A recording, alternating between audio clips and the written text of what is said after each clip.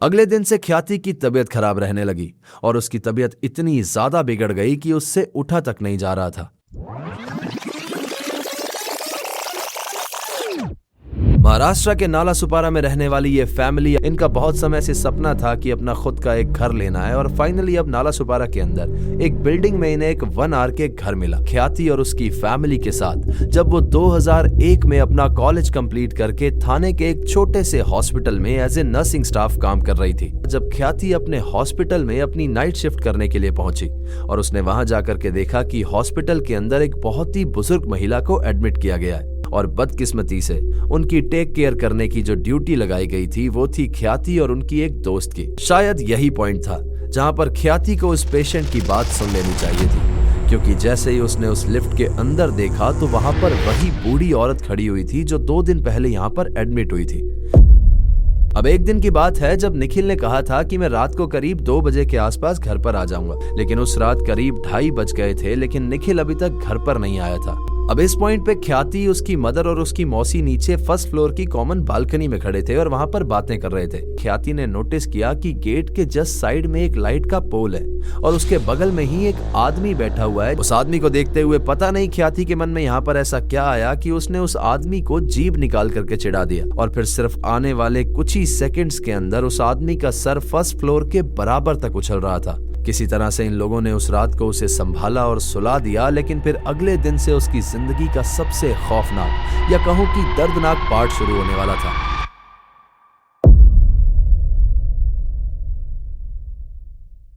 अगले दिन से ख्याति की तबीयत खराब रहने लगी और उसकी तबीयत इतनी ज्यादा बिगड़ गई कि उससे उठा तक नहीं जा रहा था। यहाँ पर ख्याति सारा दिन कुछ न कुछ बड़बड़ाती रहती थी, कुछ बोलती रहती थी, लेकिन किसी को समझ नहीं आता था कि वो क्या कहने की कोशिश कर रही है। जब भी वो सोने के लिए जाती थी तो थोड़ी देर के बाद वो चिल्ला करके उठ जाती थी, क्योंकि वही आदमी जिसका सर उछल रहा था उसके घर के बाहर, जो एंटिटी वहां पर बैठी हुई थी, वो उसे अब हर जगह दिखाई देने लगी थी। परेशान होकर के ख्याति की मम्मी उसे हॉस्पिटल लेकर के गई, लेकिन वहां पर जाने के बाद भी सारी रिपोर्ट्स एकदम नॉर्मल आई। ये लोग फिर से उसे वापस लेकर के घर पर आ गए, लेकिन फिर से उसकी तबीयत वापस से वैसी ही बिगड़ने लगी और वो बहुत ही ज्यादा खौफ में रहने लगी। ये बात जब ख्याति की मम्मी ने उसकी दादी को बताई तो उसकी दादी ने यहाँ पर कहा कि शायद कोई बहुत ही बुरी बला है जो इसके पीछे पड़ी हुई है। छोटे मोटे उतारे से या टोटके से इसका इलाज नहीं होने वाला। हमें किसी ऐसे इंसान को ढूंढना होगा जो इन सब चीजों का इलाज करने में माहिर हो। और फिर इसकी दादी ने उन्हें एक नंबर भी दिया कि इस इंसान को फोन करके बुलवा लो। जब ख्याति की मम्मी ने उस इंसान को फोन किया, उसे सारी कंडीशन समझाई, तो उसने भी सामने से यही बात कही कि आपकी बेटी की जो कंडीशन है उसे मैं नहीं ठीक कर पाऊंगा। आपको शायद किसी प्रोफेशनल तांत्रिक से बात करनी होगी या फिर किसी ऐसे इंसान से जिसे इन सब चीजों की नॉलेज है। अब ख्याति की जो मम्मी थी वो मोस्टली अपनी बड़ी बहन से ही बात करके सब कुछ किया करती थी। तो जब इन्होंने जाकर के ख्याति की मौसी को ये सारी बात बताई कि कोई अघोरी बाबा या फिर कोई तांत्रिक से हमें बात करनी होगी, तो उन्होंने इस बात को एकदम साफ खारिज कर दिया, क्योंकि वो पहली बात तो इन बातों में मानती नहीं थी और दूसरी बात वो काफी ज्यादा पढ़ी लिखी थी। तो उनका कहना था कि मेडिकल प्रॉब्लम्स में कभी भी अंधविश्वास को नहीं लाना चाहिए। उनकी बात सुनने में तो एकदम ठीक लग रही थी, लेकिन जब जब ये उसे लेकर के किसी डॉक्टर के पास जाते या फिर हॉस्पिटल बदलते तो वहां पर भी इसकी रिपोर्ट्स एकदम नॉर्मल आती और किसी को समझ में नहीं आ रहा था कि इसके साथ प्रॉब्लम क्या है। समय बीतता गया और ख्याति की तबीयत अब बहुत ही ज्यादा खराब रहने लगी। वो बहुत ज्यादा गुस्से में रहने लगी थी, वो सब पर चिल्ला देती थी और रात को हमेशा वो अपने पास एक चाकू लेकर के सोया करती थी और इनके पूरे घर का माहौल बहुत ही ज्यादा डर से भर गया था। हर रात इन लोगों को सिर्फ एक ही टेंशन होती थी कि ख्याति चाकू लेकर के सो रही है, कहीं वो अपने आप के साथ या किसी के साथ कुछ गलत ना कर दे। जब भी वो काबू से बाहर होती थी तो वो कभी भी एक इंसान के कंट्रोल में नहीं आती थी। काफी सारे लोगों को उसे टाइटली होल्ड करना पड़ता था, उसे पकड़ करके रूम में ले जाना पड़ता था और जिस फ्लोर पर ये लोग रहते थे उस पर सारा दिन चिल्ला चौट मची रहती थी, चिल्लाने की आवाजें आती रहती थी। अब जिस फ्लोर पर ये लोग रहते थे उस फ्लोर पर 2 फैमिलीज और रहती थी और उनमें से एक मुस्लिम फैमिली थी और उसी फैमिली की एक लेडी ने इन लोगों को सजेस्ट किया कि आपकी बेटी की हालत बहुत ज्यादा खराब है, आप एक बार इसे दरगाह लेकर के जाइए। ये बात जब ख्याति की मदर ने अपनी बहन से डिस्कस की तो ख्याति की वो मौसी जो बहुत ज्यादा पढ़ी हुई थी, जो कहती थी कि मेडिकल चीजों से ही इसका इलाज हो सकता है, वो भी इस बात को मान गई, क्योंकि ख्याति की तबीयत लिटरली बहुत ही ज्यादा खराब लग रही थी। अब अगले दिन ये लोग ख्याति को बाजार जाने का झूठ बोल करके दरगाह ले गए, लेकिन जैसे ही ये लोग दरगाह के सामने पहुंचे तो ख्याति उसकी एंट्रेंस से थोड़ा सा पहले ही रुक गई और वहां पर एकदम जोर जोर से चिल्लाने लगी, आउट ऑफ कंट्रोल हो गई और इन सबको बहुत ज्यादा गुस्से में देखने लगी, जैसे इन लोगों ने उसे कोई धोखा दिया हो। यहाँ पर ऑब्वियसली ये लोग उसे झूठ बोल करके लाए थे तो वो इसीलिए गुस्से में देख रही थी, पर यहाँ पर इतनी ज्यादा आउट ऑफ कंट्रोल थी वो कि इन लोगों के हाथ में ही नहीं आ रही थी। निखिल ने जल्दी से ख्याति को वहां पर छोड़ा और दरगाह के अंदर भाग करके गया और उसने कुछ लोगों को बुलाया और फिर वो सब लोग बाहर आए और किसी तरह से ये लोग ख्याति को अंदर लेकर के गए। दरगाह ले जाने के बाद वहां पर एक प्रॉपर अलग जगह थी जहां पर एग्जॉर्सिज्म हो रहा था। वहां पर कुछ ढोल नगाड़े बजने की आवाजें आ रही थी और लोगों का एग्जॉर्सिज्म किया जा रहा था और वहीं पर फिर इन लोगों ने ख्याति को बैठा दिया। करीब 15 मिनट तक वहां पर मुल्ला जी उसके ऊपर इल्म पढ़ते रहे, कुछ चीजें करते रहे, जिसके बाद ख्याति अचानक से नॉर्मल हो गई और फिर ऐसी बातें करने लगी कि हम लोग यहाँ पर क्यों आए हैं, आप सब लोग मुझे इस तरह से क्यों देख रहे हैं। यहाँ पर ये सब सुनने के बाद सबको समझ में आ गया कि ख्याति जब घर से आ रही थी उसके साथ जो कुछ भी हुआ उसे कुछ भी याद नहीं था, लेकिन अब ख्याति की कंडीशन एकदम नॉर्मल हो गई थी और सब लोग इससे बहुत खुश थे। फाइनली इन लोगों को लग रहा था कि इनकी बेटी बच गई है, ख्याति ठीक हो गई है और ये खुशी खुशी उसे अपने घर ले गए। आने वाले 3 दिनों तक ख्याति ने एकदम नॉर्मल लाइफ जी, वो बहुत ज्यादा खुश थी।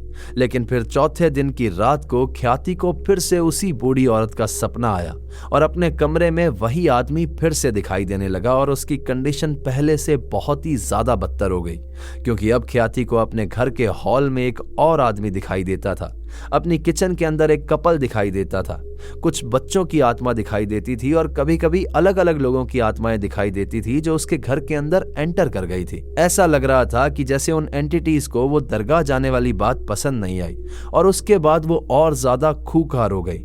लेकिन इन सब चीजों के दिखने के पीछे हकीकत क्या थी, ये सब उसके साथ क्यों हो रहा था, ये अभी आपको पता लगने ही वाला है। और जब आप इसके बारे में सुनेंगे, उन एंटिटीज के बारे में जानेंगे कि वो कौन थी, तो आपके पैरों तले जमीन खिसक जाएगी। धीरे धीरे समय बीतने लगा। कभी ख्याति की तबीयत खराब हो जाती तो कभी एकदम ठीक हो जाती तो कभी बहुत ही ज्यादा बिगड़ जाती। कभी ये लोग उसे लेकर के दरगाह जाते, कभी मंदिर जाते तो कभी लेट नाइट उसे हॉस्पिटलाइज करना पड़ता। अब ये चीजें आने वाले कई सालों तक चलती रही।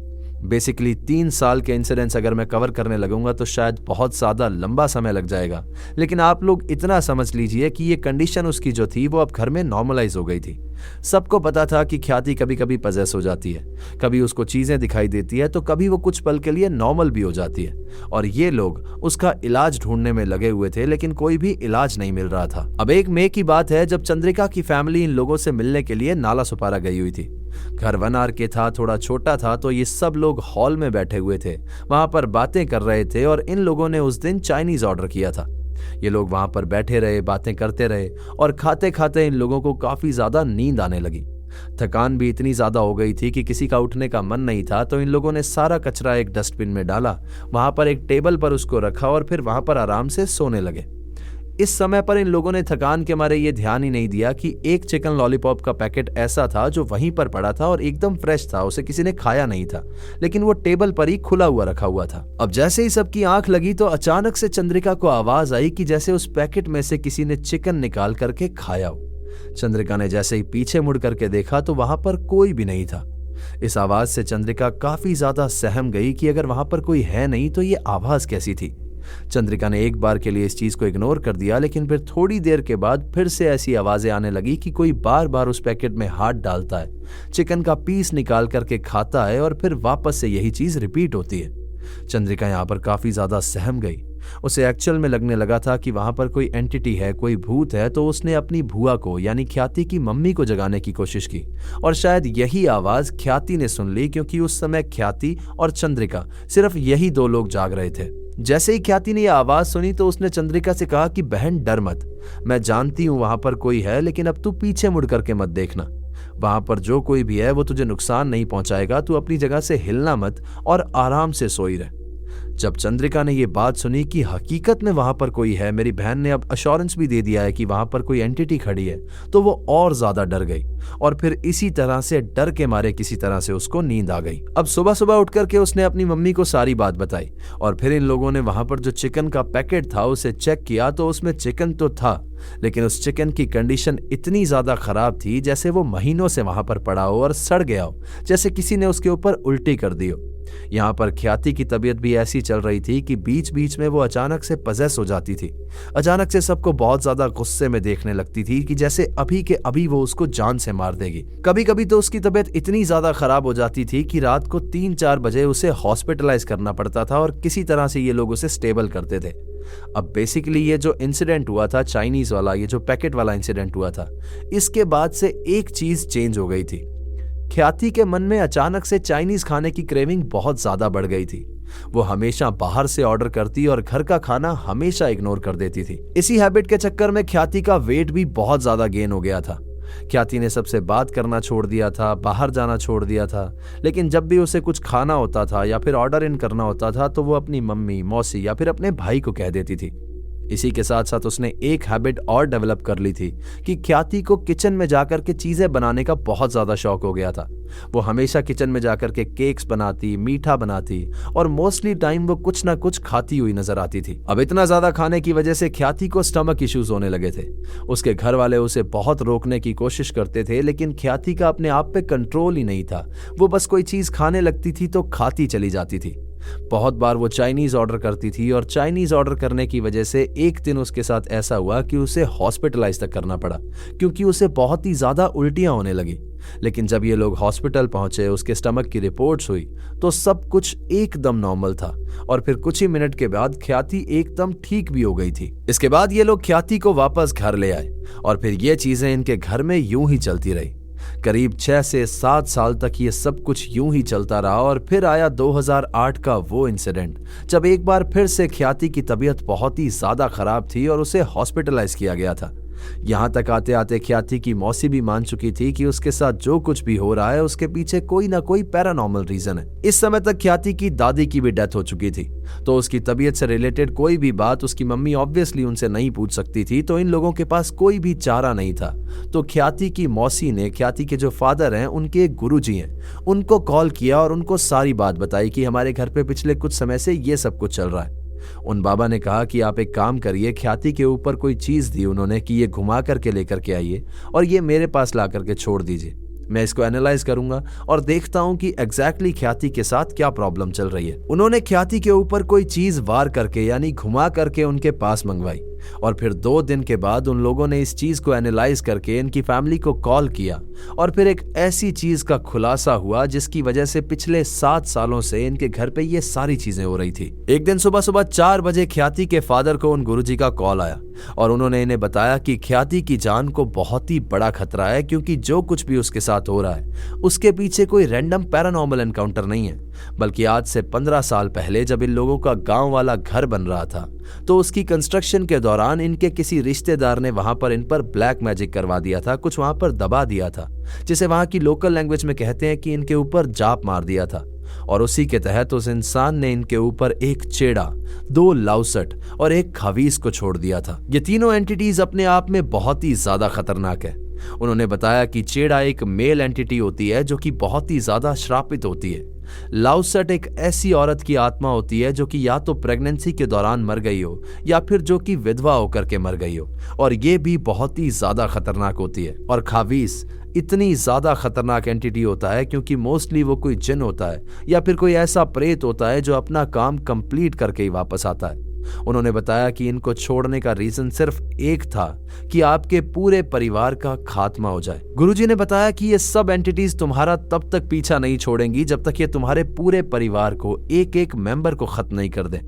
ख्याति के फादर ने कहा कि इसको रोकने का क्या तरीका है, हम कैसे इससे छुटकारा पा सकते हैं। तो उन्होंने कहा कि इसको रोकना मेरे बस की बात भी नहीं है, हम सिर्फ एक इंसान से बात कर सकते हैं जो कि बंधन करवाता है। वो कुछ एक लिमिटेड टाइम के लिए आप लोगों को बचा सकता है, लेकिन इसको पूरी तरह से खत्म करने के लिए आपको किसी प्रोफेशनल तांत्रिक या फिर किसी अघोरी से बात करनी होगी। साथ ही में गुरुजी ने इनको कुछ उपाय भी बताए थे जो करने के बाद ख्याति की तबीयत में थोड़ा सा सुधार आ गया और उसके बाद इन लोगों ने उस आदमी को कॉल करके अपनी फैमिली पर बंधन करवा लिया, जिसके बाद एक लिमिटेड टाइम के लिए इन लोगों को आराम भी आ गया था। जिन बाबा से इन लोगों ने बंधन करवाया था उन्होंने कहा था कि आपके घर में 4 एंटिटीज तो अलग से हैं। आपके किचन में एक कपल की आत्मा है और घर में 2 बेबीज की आत्मा है। उसके अलावा अलग से एक आदमी की आत्मा है जो ख्याति को बाहर दिखी थी, वो जो इंसान बार बार ख्याति को हर जगह दिखाई देता था। उसके अलावा जो गांव में इन लोगों पर ब्लैक मैजिक हुआ था, जो लाउसट चेड़ा इन लोगों पर छोड़ा गया था, 4 एंटिटीज वो थी इनके घर में। यानी प्रेतों का पूरा लाव लश्कर इनके घर में था और एक बार के लिए, इस समय के लिए उन लोगों ने ख्याति को अपना निशाना बनाया हुआ था। ये बंधन करवाने के बाद 3 साल के लिए सब कुछ एकदम ठीक हो गया था। ख्याति एकदम नॉर्मल हो गई थी। उसकी पूरी फैमिली में सब खुश रहने लगे थे। उसकी मम्मी का रिटायरमेंट हो गया था, फादर ने नई कार ले ली थी और सब बहुत ही ज्यादा खुश थे। और इन्हीं 3 सालों में, इन्हीं खुशियों के बीच में ये लोग एकदम भूल ही गए थे कि इन्होंने जो बंधन करवाया था वो एक लिमिटेड टाइम के लिए था और इन लोगों ने अभी तक उस चीज से पूरा सॉल्यूशन नहीं करवाया है। फिर आया वो दिन जब ये सब कुछ फिर से स्टार्ट होने वाला था। एक दिन की बात है जब ख्याति के फादर अपने किसी कीर्तन के लिए पास के मंदिर में गए हुए थे। मोस्टली वो हमेशा शाम को जाते थे और उन्हें वापस लेने के लिए ख्याति का छोटा भाई या फिर उसकी बड़ी बहन जाया करती थी। लेकिन इस दिन ख्याति की बड़ी बहन अपनी जॉब से अभी तक लौटी नहीं थी और उसका छोटा भाई भी किसी काम से बिजी था, तो ख्याति ने कहा कि कोई बात नहीं, आज मैं जाकर के बाबा को ले आती हूँ। ख्याति अपने फ्लैट से लिफ्ट लेकर के बिल्डिंग के नीचे पहुंची और जैसे ही वो इस बिल्डिंग के गेट से बाहर निकली तो एग्जैक्ट उसी जगह पर जहां पर उसे वो आदमी दिखाई दिया था जिसका सर हवा में उछल रहा था, एग्जैक्ट वहीं पर वो बहुत जोर से गिर गई और वो इतना जोर से गिरी कि वो खुद उठ भी नहीं पाई और लोगों ने उठा करके उसे वापस घर छोड़ा। सोचिए कितनी नॉर्मल सी बात है कि आपका कहीं पर पैर अटके और आप गिर जाए, लेकिन इतनी नॉर्मल सी बात ख्याति और उसकी पूरी फैमिली के लिए सबसे बड़ा हादसा साबित होने वाली थी, क्योंकि यहां पर ख्याति कुछ ऐसा गिरी थी कि इसके बाद वो बेड से उठी ही नहीं। जब उसे इस बार हॉस्पिटल ले जाया गया तो वहां जाकर के पता लगा कि उसकी जो किडनी में क्रेटीन लेवल होता है वो काफी ज्यादा बढ़ा हुआ है और उसकी किडनी में प्रॉब्लम शुरू हो गई और फिर देखते ही देखते उसकी किडनी फेल हुई और वो डायलिसिस पे आ गई। और फिर आने वाले समय में इसी बीमारी के चलते उनका घर बिक गया, उनके गहने बिक गए, उनकी गाड़ी तक बिक गई और वो वापस से रेंट पे आ गए। यहां तक भी इन लोगों के दिमाग में ये बात नहीं आ रही थी कि ये सब कुछ इसी वजह से हो सकता है कि बंधन क्रिया को करवाए अब काफी समय हो गया है और वो एक लिमिटेड टाइम के लिए थी। चंद्रिका के पेरेंट्स ने भी कई बार उनसे बात करने की कोशिश की कि आप लोगों ने सोचा कभी कि ये उस वजह से हो सकता है, तो उन लोगों ने इस बात को इग्नोर कर दिया क्योंकि वो ऑलरेडी इतना परेशान थे। उन लोगों के घर में मेंटल प्रॉब्लम्स चल रही थी, सब लोग बहुत ज्यादा परेशान रहते थे, मेडिकल प्रॉब्लम्स चल रही थी और उनके पास पैसे भी इतने ज्यादा नहीं थे कि वो वापस कहीं जाकर के बंधन करवा सकें। बेसिकली कोई भी कारण हो, बस ये लोग वापस से बंधन नहीं करवा पा रहे थे और यही चीज आगे चल के इनकी सबसे बड़ी गलती साबित हुई। आने वाले समय में ख्याति की मम्मी, उसके पापा, उसकी बड़ी बहन, इन सब की तबीयत काफी ज्यादा खराब रहने लगी क्योंकि उन पंडित जी ने भी कहा था कि ये जितने भी प्रेत आप लोगों के पीछे छोड़े गए हैं ये तब तक शांत नहीं होंगे जब तक आप सब लोग, आपका पूरा खानदान खत्म ना हो जाए। 2001 से चली ये कहानी और अपनी पूरी मिजरेबल लाइफ जीने के बाद इस कहानी में पहली डेथ हुई 2019 के कोविड के कुछ ही दिनों के बाद, जब ख्याति की उसके ट्रीटमेंट के चलते डेथ हो गई थी। ये पूरा परिवार इस घटना से टूट गया था और इससे रिकवर करने की कोशिश कर ही रहा था कि इसके 6 महीने के बाद ख्याति के फादर की भी डेथ हो गई थी और फिर उसी के 6 महीने बाद उसकी चाची जी की भी डेथ हो गई मिस्टीरियस तरीके से। बेसिकली ख्याति की चाची जी एकदम ठीक थी, उनके गले में थोड़ा सा दर्द रहने लगा और फिर जब उन्होंने डॉक्टर को दिखाया तो डॉक्टर ने कहा कि उन्हें सीधा लास्ट स्टेज कैंसर है और उनके पास टाइम ही नहीं है और फिर 1 महीने के अंदर अंदर ही उनकी डेथ भी हो गई। इनकी डेथ को मैंने मिस्टीरियस क्यों कहा, इसके पीछे भी एक रीजन है, क्योंकि ख्याति की मदर को इससे 1 महीने पहले एक सपना आया था जिसमें उनकी सास उन्हें सपने में कह रही थी कि ये एक बेड है और इसके 4 कॉर्नर है। 2 कॉर्नर तो पकड़ लिए हैं ख्याति ने और उसके फादर ने, अब तीसरा कॉर्नर कौन पकड़ेगा? तो उन्होंने सपने में कह दिया था कि ना बाबा, मैं तो ये कॉर्नर नहीं पकड़ूंगी। लेकिन ये जो ख्याति की चाची हैं, इन्होंने कहा था कि कोई बात नहीं मम्मी जी, मैं ये कॉर्नर पकड़ लेती हूँ और उसी के 1 महीने बाद उनकी डेथ हो गई। ख्याति की मदर ने उनसे ये कहा भी था कि मुझे एक ऐसा सपना आया है और आप जानती हैं कि हम पे गांव में किसी ने कुछ करवा रखा है, तो आप लोग जाके पता करवाइए। लेकिन उन लोगों ने इस चीज को इग्नोर कर दिया था और इसकी कीमत उन्हें बाद में अपनी जान दे करके चुकानी पड़ी। अब इसके बाद इनके घर में ख्याति की मदर, उनकी बड़ी बहन वंशिका, उसका छोटा भाई निखिल और उसके भाई की अब तक शादी हो चुकी थी, तो उनकी वाइफ प्रियांशी और उनका एक छोटा बेबी था। अब ये जो निखिल की वाइफ थी, इसी ने आकर के सारा सीन चेंज किया क्योंकि ये थोड़ी सी समझदार औरत थी। इसको अच्छे से पता था कि हमारी फैमिली पर किसी ने कुछ करवा रखा है और ये चीज आगे चल करके मुझे और मेरे बेटे को भी इफेक्ट कर सकती है। तो इसने अपनी मदर से बात की और उनसे कहा कि हम लोगों के गांव जाकर के आप ये बात पता करवाइए कि क्या हकीकत में किसी ने इन लोगों के ऊपर ब्लैक मैजिक करवा रखा है या फिर क्या पूरी बात है। उनकी मदर ने जब ये बात पता करवाने की कोशिश की, किसी आदमी से बात की, तो बात सामने निकल करके आई कि हकीकत में इनके परिवार के ऊपर वो चारों एंटिटीज छोड़ी गई हैं और उनका बंधन करवाना बहुत ही ज्यादा जरूरी है। इस बारे में निखिल की वाइफ प्रियांशी ने अपने सारे घर में बात की और उनसे कहा कि ये चीज करवानी बहुत ज्यादा जरूरी है, तो हम लोग इस चीज को सीरियसली लेते हैं और पहले इस मैटर पे काम करते हैं। और फिर प्रेत बंधन करवाने के लिए ये लोग जब गांव जाने ही वाले थे, तब अचानक से ख्याति की मदर की तबीयत बहुत ही ज्यादा खराब हो गई और वो ऐसी बिगड़ी उनकी तबीयत की करीब 5 से 6 महीने इन लोगों को सिर्फ हॉस्पिटल्स में ही लग गए। अब 6 महीने बाद जब ख्याति की मदर थोड़ी सी नॉर्मल हुई, थोड़ी सी उनकी कंडीशन स्टेबल हुई, तो प्रियांशी ने फिर से उस आदमी को कॉल किया और उससे कहा कि इस बार मैं आ रही हूं ये बंधन करवाने। लेकिन जब जब वो अपने शहर से निकल करके उस गांव में जाने लगती थी, तो पता नहीं कैसे आउट ऑफ नोवेयर उनके पीरियड्स आ जाते थे और ऐसा 1-2 नहीं बल्कि 5-6 बार हुआ उनके साथ।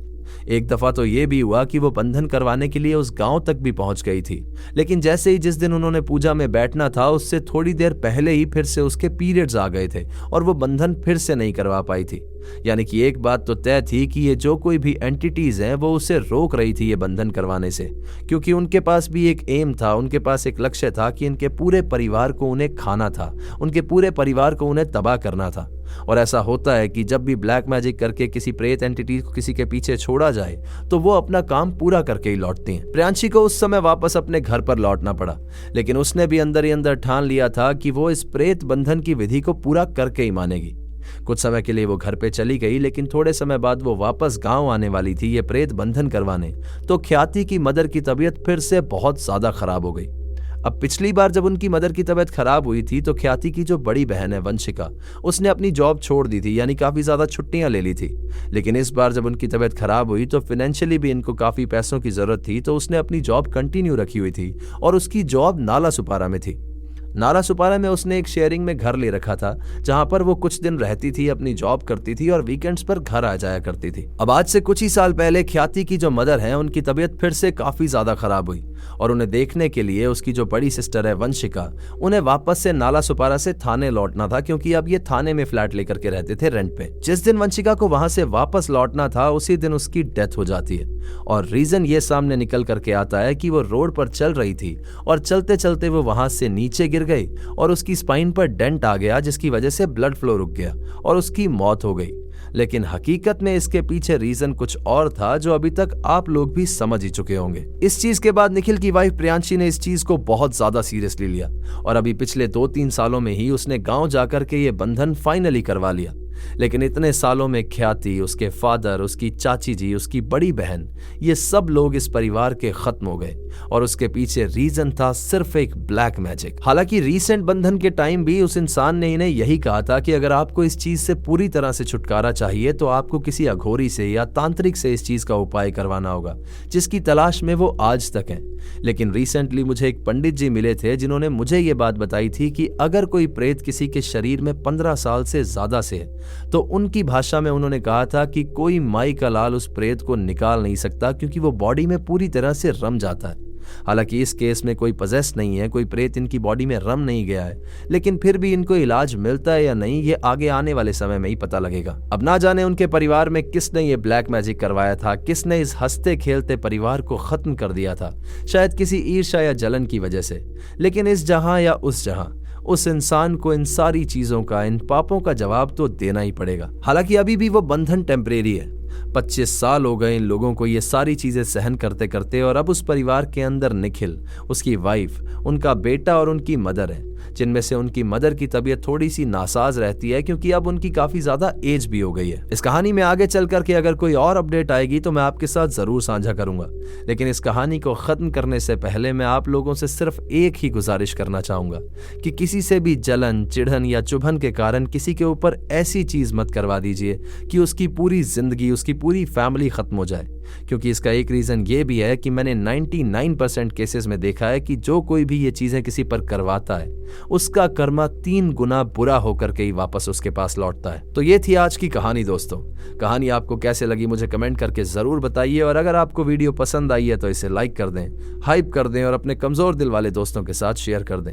चैनल अगर अभी तक सब्सक्राइब नहीं किया है तो इसे सब्सक्राइब कर लो, वहाँ पर एक बेल आइकन होगा उसे प्रेस कर देना, ताकि आगे आने वाले समय में मैं जो रियल लाइफ इंसिडेंट्स पर कहानियां लेकर के आऊँगा वो सबसे पहले आप तक पहुँचती रहें।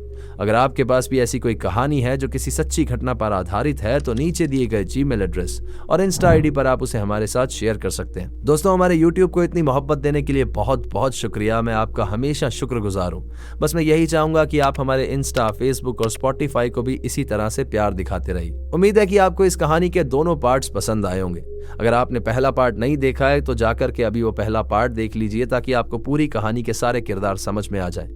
तो चलिए दोस्तों, अपना ख्याल रखिए, खुश रहिए, हंसते खेलते रहिए। मिलते हैं अगली बार ऐसी ही किसी खौफनाक कहानी के साथ। सायोनारा। हर हर महादेव।